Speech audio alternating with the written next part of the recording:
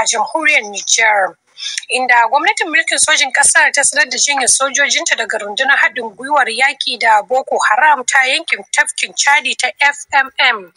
Rundunar sojin ƙasar ta Nijar ta ce ta ɗauki wannan mataki ne domin mayar da hankalinta wajen kare kaddarorin man fetur ɗinta. Daga Yamai, Gazali Abdu Tasawa na da rahoto.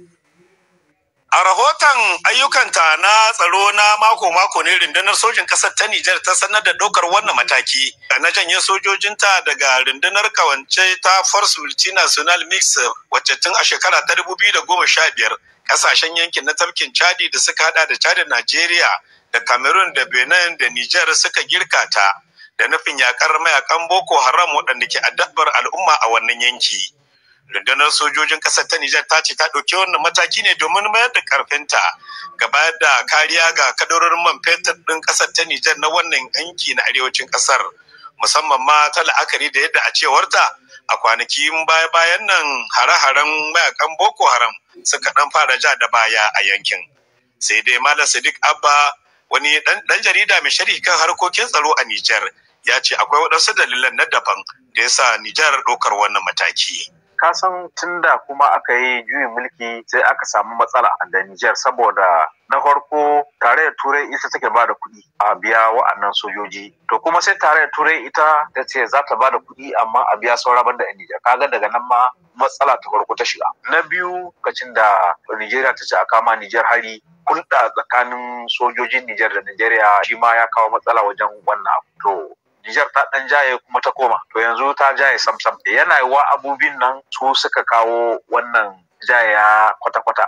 Sai dai wasu masana harkokin tsaro a Nijar na ganin dacewar matakin ta la'akari da yadda matsalar tsaro ta koma yin kamari a waɗansu yankunan ƙasar ta Nijar. Malam Alkasim Abdurrahman na mai sharhi kan harkokin tsaro a Nijar na daga cikin masu irin wannan ra'ayi. Ma'ana ya cewa wannan sabon mataki yana ƙara ƙarfafa tsaron ita Nijar.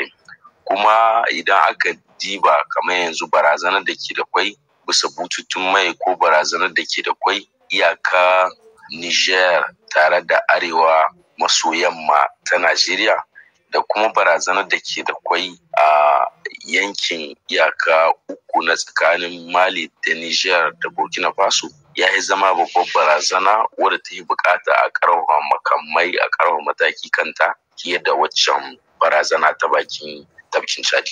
To amma daga nashi bangare Malam Kakatu da na kungiyar Alternative wanda dan asalin yankin jihar Difa ne ya ce akwai abin damuwa a tattare da wannan mataki na janye sojojin Nijar din daga wannan yanki na tafkin Chadi. Abin mu da yana jan hankalin mu sosai tunda kuna tune tun lokacin watan Nuwamba da ya wuce sojojin rundunar na Chadi su ma da aka yi wani hali suka ce za su janyo wannan sojojin su. To wannan kasan ya ja wancan kasan ya janye gobe wancan ya janye, kenan za a tashi a kwana a tashi sahe guda sai mu ji gaba daya ma Force Mix Multinational kinnan bayyana. To abun tambaya shine wani irin matakai ne suka dauka da cewa in sun sha daga Chad cikin ba yan ta'addan ba za su kara karfafa ba.